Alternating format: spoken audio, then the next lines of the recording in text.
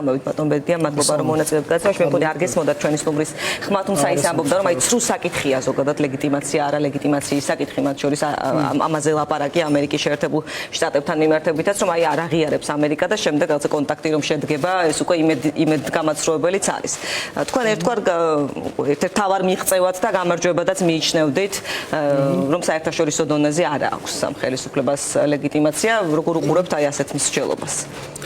მაინც ახლა სრულ საკითხის დაყენებაა ეს წინასწარ. რა ვიცი, ვისთვის სრულ არის და ვისთვის ჭეშმარიტება ხო ეს საკამათო საკითხია. მე ვფიქრობ, რომ ლეგიტიმაციის საკითხი ხა ბუნებრივი არის ხარისში ჩამოკიდებული საკითხი ხა. ვთქვათ, რომ ანუ ბევრი რაღაც შეიძლება შეიცვალოს, თუმცა დღეს ამ ეტაპისთვის მოცემულობა გვაქვს ის, რომ მაღალი დონის კავშირები, მათ შორის ამერიკის შეერთებული შტატების ხელისუფლებასა და ჩვენს ეგრეთ წოდებულ ხელისუფლებას შორის არ არის შემდგარი.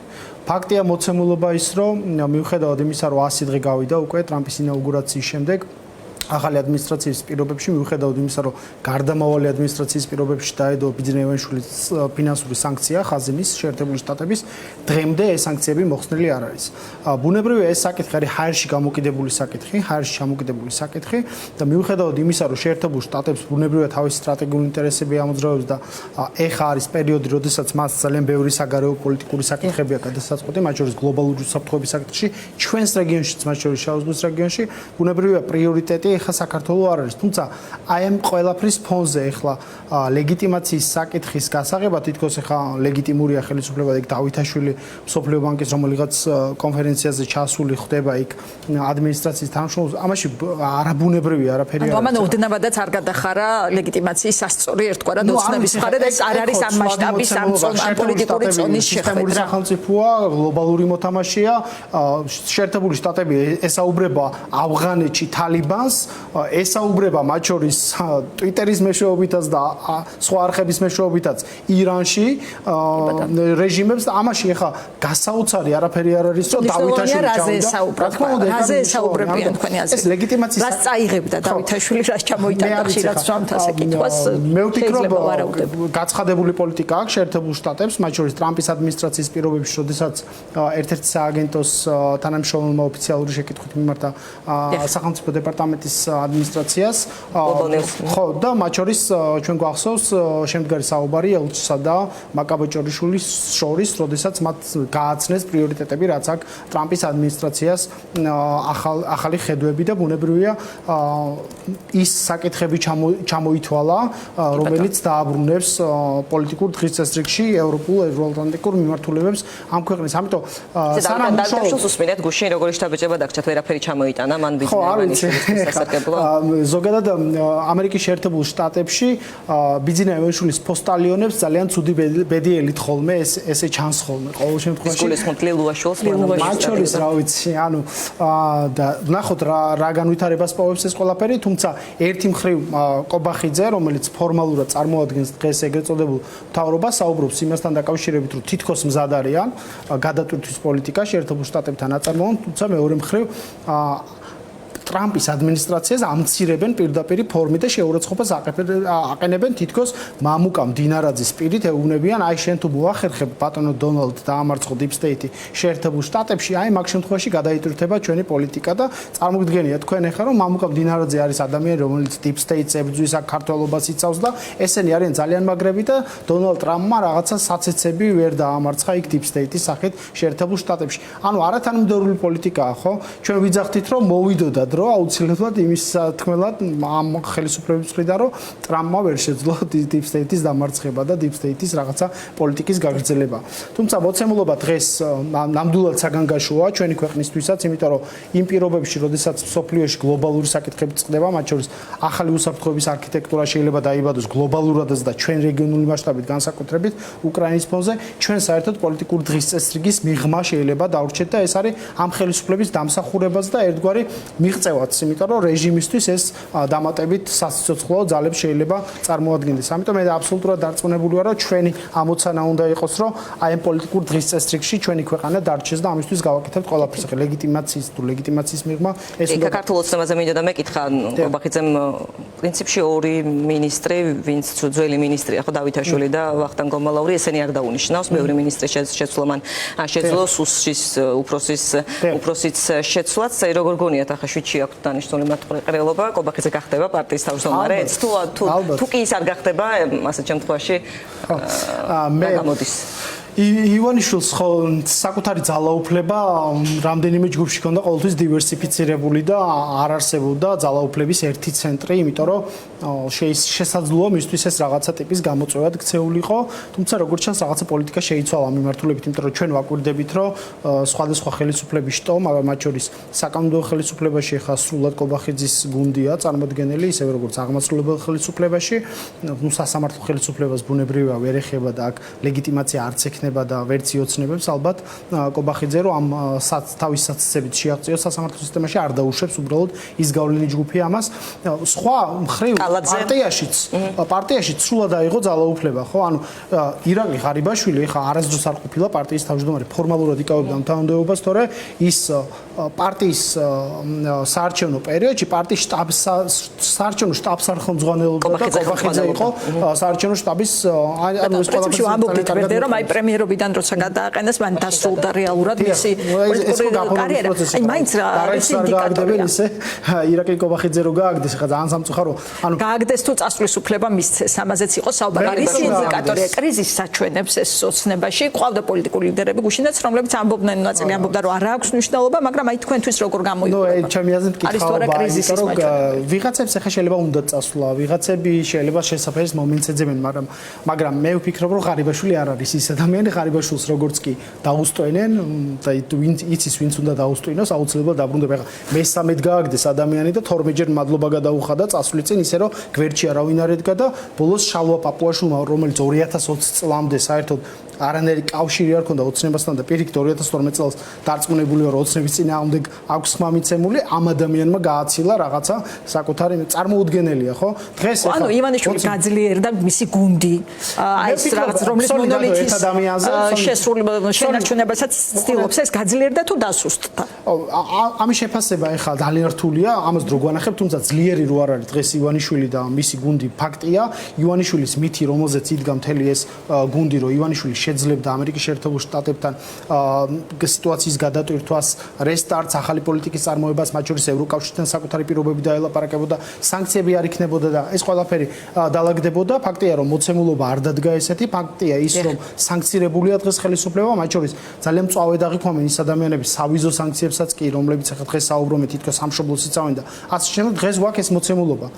იდეალური მდგომარეობა არ არის მათ შორის მათი მხარდამჭერებისთვისაც. დღეს გვაქვს პოლიტიკური კრიზისი, საიდანაც გამოსვლა გვინდა ყველას აბსოლუტურად, ხო? ერთ მხარესაც და მეორე მხარესაც. ამიტომ და მთავარი ის არის, რომ აქ ართმობს მდგომარეობას ბიზნეს ევენიშვილი, იმიტომ რომ ჯერ კიდე გონია რომ რაღაცას დაალაგებს, რაღაცას მოახერხებს, მაგრამ როდესაც აი ყრუ კედელს შეიძლება თქვენი ხედვა როგორია კრიზისიდან გამოსავლის რა ბერკეტი გაქვთ თქვენ, ანუ აი თქვენს პარტიას ცალკე, ან ოპოზიციას მთლიანად როგორ უყურებთ კრიზისიდან გამოსავლას? ხო, მე ვფიქრობ კრიზისის რაღაცა პიკში შევდივართ ახლა, ფაქტია მოცემულობა რომ ხელისუფლებამ საკუთარი ქმედებებით შეიძლება ეკონომიკური მდგენელებიც გააქტიუროს ამ ქვეყანაში და ამის ნიშნები უკვე არის, რაც არ უნდა გვარწმუნოს დღეს ყობახიძემ, რომ ყველაფერი კარგად არის ქვეყანაში, ეკონომიკური ზრდა არის დაგეგმილზე მეტად და ასე შემდეგ. ფაქტია მოცემულობა, რომ დაგეგმილი ეკონომიკური ზრდა 9%-დან 5%-მდეა დასული. ფაქტია ის, რომ ქვეყნიდან ემიგრაცია გარბიან ადამიანები. ეს აგვიხსენით ბოდიში, ჩაგერთვებით სულ ამბობდით, აი ფაზებად ყოფდით ამ კრიზისს. პირველი ლეგიტიმაციის კრიზისი, მეორე ეკონომიკური კრიზისი. აი რაც იყო, არის ეს სახეზე, იმიტომ რომ რიცხვები სხვა რამეს აჩვენებს, სათხედავთ მაშინ ამ რიცხვებში манипуляციას. ხო, ნუ მე ვფიქრობ, რომ როდესაც წლის თავში გეგმა ქვეყნის ეკონომიკის ზრდა 9%-ით და წლის პირველ კვარტალში შემოსულობებშიც კი პრობლემა გაქვს. ეხა რითი აბალანსება ამას მეორე საკითხია, მაგრამ DGG-ში, აქციაში, იმპორტში გარღვევა რო გაქვს და საშემოსავლო გადასახადის გადახდით ცდილობ დააკომპენსიროს ეს ყველაფერი და თქვა ეხება რომ 100% შესრულდა ქვეყნის ბიუჯეტი, ასევე დაგეგმილი ეკონომიკური ზრდა 6-9%-დან მოგდის 5%-მდე და ამის პარალელურად იზრდება ადამიანების რაოდენობა, რომლებიც ბენეფიციარები არიან ამ ქვეყნის სოციალური შემწეობის, იზრდება იმ ადამიანების რაოდენობა, რომლებიც ქვეყანაში ეკონომიკურ დოვლას უნდა ქმნიდნენ და გარბიან ამ ქვეყნიდან, იზრდება იმ ადამიანების რაოდენობა, რომლებიც საბიუჯეტო დაფინანსებაზე არიან ჩამოყალიბებული. ლარის კურსიდან იწონებდნენ ხომ თავს ქართული ცნების. ანუ ეს ისეთი ეკონომიკური კრიზისია, როგორცაც თქვენ ვარაუდობდით, რომ თუ ასე გააგრძელებს, თუ ეს გაგრძელდება ეს პოლიტიკა, ბუნებრივია ესე იქნება. ანუ ეს არის ძირითადი მდგენელი ინვესტორი, რომელიც ხედავს, რომ ამ ქვეყანაში თუ ფული შემოიტანა, ან ბიძინევანიშვილი აახევს სუსის ხელით, ან ქურდების ხელით და ან მურუსიძის და ჩინჩალაძის სასამართლოს გავლენის ჯგუფის ხელით, ბუნებრივია ფული არ შემოვა ამ ქვეყანაში. ფულის ერთადერთი წყარო, რომლითაც იკომპენსირდება, იყო რემიტენსები და გზავნილები, რომელსაც იღებდა და მათ შორის ომის პირობებში გახსნილი ფაზა, როდესაც რუსეთის მოქალაქეები აქ შემოდიოდნენ, ფულს ხარჯავდნენ.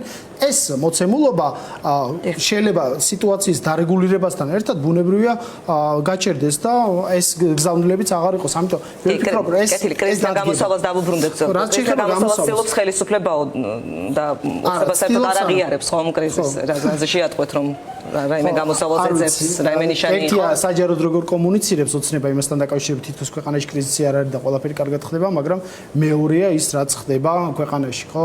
ჩვენ გვაქვს მოცემულობა, როდესაც რეპრესიული კანონმდებლობა შემოდის, დღითი დღე მძიმდება ადამიანების მდგომარეობა, მათ შორის სოციალურ-ეკონომიკური მდგომარეობა, პროტესტი არის ჩაუნქრალი და ეხა იმას ნუ შევადარებ თითქოს ადამიანების თულას ნუ დავიწყებთ რუსთაველის გამზირზე, იმიტომ რომ საპროტესტოდ განწყობილი ადამიანების რაოდენობა ქვეყანაში არის გაზრდილი. ეხა ბუნებრივია, როდესაც მცემ, როდესაც იძალადებ დამაჯანებ მე შენ ბუნებრივი პარტნიორად ვერ განგიხილა ვერც მომავალში და ვერ გადავაფასებ შენთან ურთიერთობას.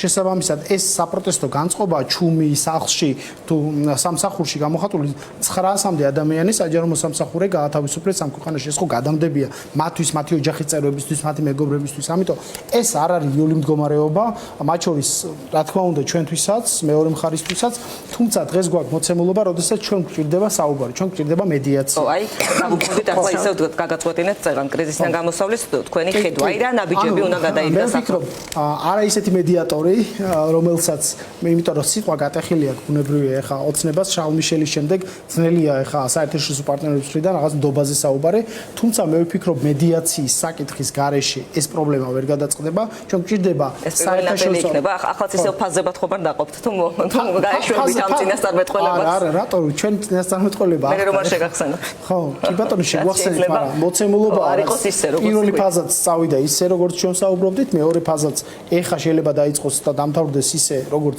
ჩვენ საუბრობდით და აუცილებლად დადგება მომენტი, როდესაც მაგიდასთან მოუწევს დაждდომა აბიძინეევაშვილს და მის პოლიტიკურ გუნდს. ხვანაირად მაშინ, რა ვიცი, თურქმენეთი უნდა ავაშენოთ, იზოლაციაში უნდა მოაქციოს, ამის რესურსები მე ვფიქრობ, არც ძალაუფლების კონსოლიდაციის თვალსაზრისით და არც ფინანსური რესურსების თვალსაზრისით მე ვფიქრობ, რომ არა. ნახეთ, აი კონკრეტულად როგორ ამოდიხართ თქვენ კრიზისიდან, ხომ? აი რა ნაბიჯს დგამთ? ანუ სთავაზობთ დიალოგს, თქვენი მხრიდან გადადგმული ნაბიჯი რა არის? გასაგებია რომ ამბობთ რომ ივანიშვილს დასჭირდება.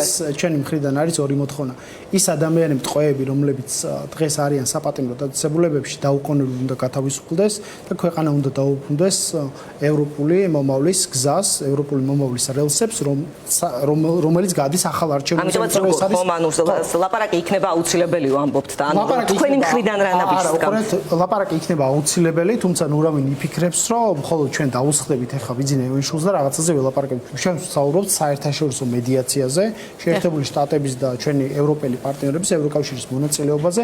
ამის გარეშე მე ვფიქრობ, ყოველ შემთხვევაში ეს ჩემი პერსონალური აზრია, ბუნებრივად შეუძლებელია, რომ რაიმე კრიზისი მოგვარდეს. ვის მედიაციას გულისხმობს? აქ მარტაკოსის განცხადებებიც ნუ არ ვიცი ხო ინსპირაცია. ისეთი მედიატორი, რომელსაც ბიძინეევაშვილი ვერ გადააგდებს, ძალიან მარტივად რო ვთქვათ, იმიტომ რომ სახელი რეპუტაცია შებღალული აქვს ახლა ამ ადამიანებს მიუხედავად იმისა რომ ქვეყნის ფარგლებს გარეთ სხვა რიტორიკა აქვს და ქვეყნის ფარგლებს შიგნით საერთო ქვეყნის შიგნით საერთო სხვა რიტორიკა ჩვენს დასავლურ პარტნიორებთან მიმართებით დღეს გვაქვს მოცემულობა რაც გვაქვს ეს ადამიანები ყავს რომელიც ეფექტურად უნდა იყოს რა ვიცი ყობახიძესთან ივანიშვილთან ოლიგარქის გუნდთან თავარი მიმღები რაც უფრო უყურეთ მიუხედავად იმისა რომ ყობახიძის ხელში არის კონსოლიდირებული ძალაუფლება დღეს რაც უფრო მაღლა ადიხარ ძალაუფლების ქარაფზე იქიდან გადმოვარდნა ძალიან მარტივია და შეიძლება სული ვერ დაატანოს კობახიძემ პოლიტიკურად ვიძახი რა თქმა უნდა.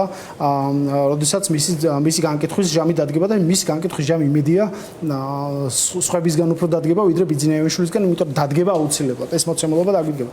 ამიტომ ჩვენ ეხლა გვჭირდება რესურსების დაზოგვა, მათ შორის რაციონალური მიდგომა სხვადასხვა საკითხებთან დაკავშირებით და რაღაცა ემოციებზე დაყრდნობილი გადაწყვეტილებები კი არა, რაციონალური გადაწყვეტილებები და გვჭირდება გამძლეობა. ჩვენ ხო რესურსების ბრძოლაა და ვინ უფრო გაძლევს ამ პროტესტში.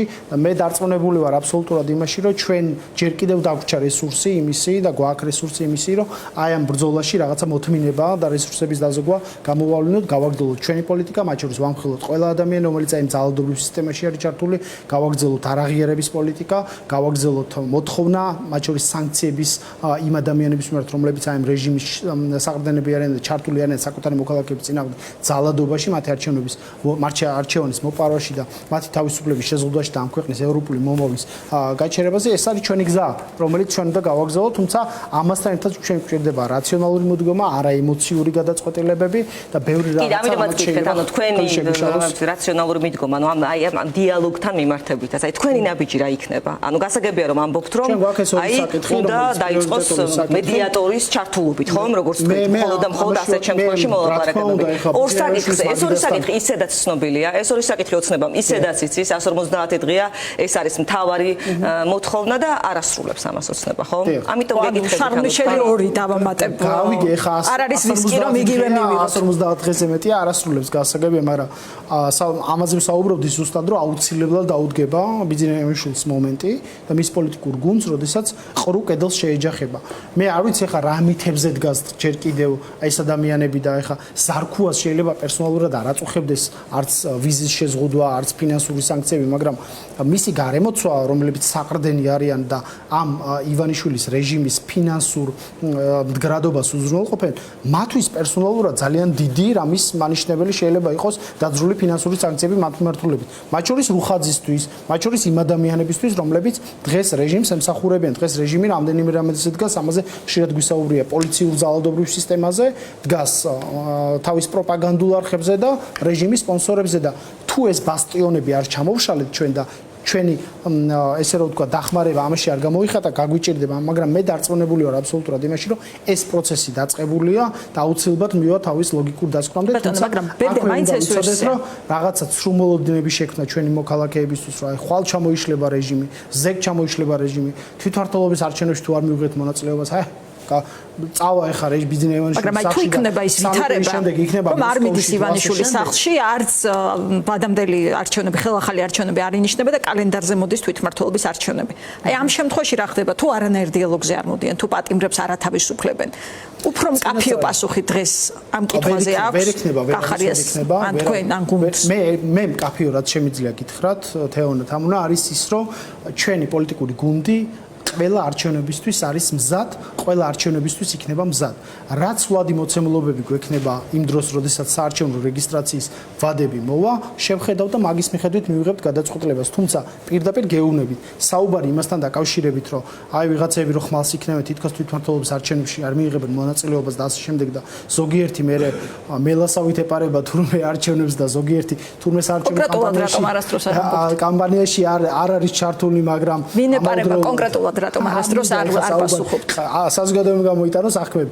მე ეს პატიოსანი მიდგომა და გულწრფელი მიდგომა არ მგონია ამ საკითხის მიმართ. ჩვენ ღიად ვამბობთ, ეხლაც გეუბნებით, რომ თვითმმართველობის არჩევნებზე უარის თქმა, აი ესე უაპელაციოდ, მე ვფიქრობ, პირიქით უფრო აზიანებს პროცესს და პირიქით და თქვენ თუ გონიათ ეხლა თვითმმართველობის არჩევნებში ოპოზიციის არ მონაწილეობით ბიძინაევიშვილი გირჩს არ შეიყვანს, გალტინფოს არ შეიყვანს და საერთოდ ყველა პლატფორმიდან არ გააგდებს ოპოზიციას და საერთოდ ქუჩაში არ დატოვებს თავიდან ბოლომდე და მე ლეგიტიმაცია გაყალბებაც არ დასჭირდება, ისე აიღებს იმ პროცენტს, რომელიც დაიწერა 2024 წლის 26 ოქტომბრის საპარლამენტო არჩევნებზე და მე ლეგიტიმაციის მიღება მე ნახეთ თქვენ დასავლეთის მხრიდან, რომელსაც ეთქვის, რომ არ გამიყალბებია არჩევნები ისე მივიღე შედეგი. ხო, ისე ამ კონტექსტში საინტერესოა მანდატებსაც რა სიზამთ, ალბათ გადაწყვეტილებას მიიღებს ამ თვეში. ჩვენი გადაწყვეტილება არაფერი არ არის ოცნების პარლამენტში ვხედოთ რა მას რომ არ მივცეთ საშუალება გადაწყვეტილება ჩვენს ნაცვლად მიიღოს, მაგიტომ არ ვტოვებთ მაშინ მოსოს ასე ამბობდით, მაგრამ საბოლოოდ მაინც ოცნების გადასაწყვეტი და დატოვებს თუ არა მანდატებს. ოცნების გადასაწყვეტი არ იქნება. ახლა არ იქნება გადასაწყვეტი ოცნების კონკრეტულად ბერდიასი ჩინეუყურეთ, ბერდიასი ჩინევას იქნება თუ არა მანდატი. ეს შეიძლება იყოს ოცნების გადასაწყვეტი, მაგრამ მანდატს რო პარტიას ვერ წაართმევენ იმ პარლამენტში ეს ფაქტია მოცემულობაა, ხო? მიუხედავად იმისა, რომ მე შეიძლება შემიწყვიტონ მანდატი და ჩემი უფლებამოსილება შეწყვიტონ. შემდეგი 12 ამას გულისხმობ, შემდეგი 12 შეიძლება. აი, ამიტომ არ არის გადასაწყვეტი ეს ბიძინა ივანიშვილის და პოლიტიკური გუნდის, რომელიც წარმოქმნილია. სანქციები ახსენეთ და ამ თემასთან მინდა დაგაბრუნოთ. ზოგადად სანქციებთან დაკავშირებით თქვენ გუნდს ადრე გქონდა ესეთი პოზიცია, რომ აი ქვეყანაც ზარალდება. ახლა შეცვლილია თუ არა ეს პოზიცია, თulit თუ არა რომ მასობრივ უნდა გახდეს შემსრულებელთა სანქცირება. ზურა ჯაფარიძე საუბრობდა მაგალითად ამაზე, რომ უნდა მოიცვას ამან სწორედ ის რგოლი ვინც ყოველდღიურ რეჟიმში იღებს ყოველდღიურ გადაწყვეტილებას. ჩართული ხართ თუ არა ამ პროცესში, მუშაობთ თუ არა ამ თემაზე პარტიის თუ ამ წინააღმდეგობის პლატფორმის ფორმატში თუნდაც. ხო, წინააღმდეგობის პლატფორმის ფორმატში ჩვენ მუშაობთ ორ საკითხთან დაკავშირებით. კეთილი, მაშინ სხვა ფორმატში ან მიჩნევთ თუ არა ამ თემაზე მუშაობის გააქტიურებას საჭირო. ნებისმიერი სანქცია მათ შორის შეიძლება იწვევდეს მოკლევადიან ეფექტს, მათ შორის ეკონომიკაზე ზემოქმედების თვალსაზრისით, ქვეყნის ეკონომიკაზე ზემოქმედების თვალსაზრისით, თუმცა მერწმუნეთ თუ ეს სასანქციო რეჟიმი არ გაგრძელდება და პერსონალურად ოღონდ აქ ხას უსვამ არა ქვეყანა, არა ადამიანები, არა მოქალაქეები, თუ ეს ადამიანები პერსონალურად არ დასანქცირდებიან, გრძელვადიან პერსპექტივაში ეკონომიკისთვის ის უფრო დამანგრეველი იქნება, აქ რაღაცა იზოლირებული რეჟიმი ჩამოყალიბდეს, რომელიც რაღაც კლანურ მაფიოზური სისტემით გადაანაწილებს ამ ქვეყნის დოვლათს რამდენიმე ადამიანის ხელში. დღესაც ესეა, ხო, რაღაც 20-25-30 ადამიანი საუბრობენ ეკონომიკურ ზრდაზე და ეს ციფრები ადამიანებამდე ვერ მიდის, ეს დოვლათი ადამიანებამდე ვერ მიდის, უდევთ გარკვეულ ჯგუფებს, გავლენის ჯგუფებს ჯიბეში. ამიტომ ეს უნდა გაგრძელდეს, თუმცა არც ერთ შემთხვევაში მოქალაქეების ხარჯზე იგივე ვიზა ლიბერალიზაციასთან დაკავშირებით ხშირად საუბრობენ, ჩვენი მკაფიო პოზიცია არის, რომ ეს არ უნდა შეეხოს ჩვენს. მოკლედ კითხავთ კახიშვილის ინტერვიუზეც, ამანაც გააჩინა რაღაც აღქმა, რომ არც ისე კარგად არის ყველაფერი შიგნით. როგორ ფიქრობთ, კონკრეტულ შემთხვევაზე საუბრობდა, როცა ამბობდა, რომ აი ადამიანს ცესხი აქვს ბანკში, ვერ იხდის თუ აქტუალიზაციას კარგავს, აქტუალობას კარგავს ეს თემა. კახიშვილს ეხა კონკრეტულად რა ის ფუნქციები დააკისრეს ამ ინტერვიუების საუბრის დროს, თუმცა ფაქტია, რომ კახიშვილი რაზეც საუბრობდა, ის პრობლემები ესე რომ ვთქვათ გასაჯაროვდა, ხო? და ანუ მარტო ჩვენ კი არ ვსაუბრობთ ამასთან დაკავშირებით.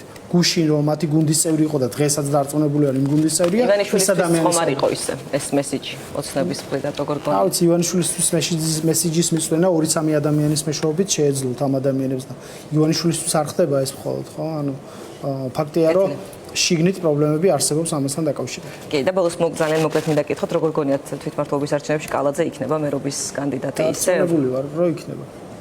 არის კობახიძეს და მათ შორის ამ საკითხზე ჰარმონია თუ დაპირისპირება და დაასახელა კობახიძემ და პირველი განცხადება ცოტა ვრცელი გააკეთა, მე უფრო მცირედი ლაპარაკი საინტერესოა მაინც. რა ვიცი ხა, მაშინ უნდა გააგდონოს ადამიანი ზირაკი ღარიბაშვილით ხა. რა ფუნქცია რჩება ადამიანს, პრემიერი ის არ არის, პარლამენტში ის არ არის, მერიც თუ არ არის. თავმჯდომარედ ხომ არ დანიშნავენ? საინტერესოა. თვითონ გამორიცხა გუშინდა.